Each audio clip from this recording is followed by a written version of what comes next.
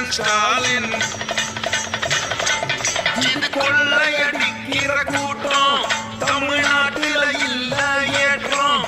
இங்க தேவையொரு மாற்றம்.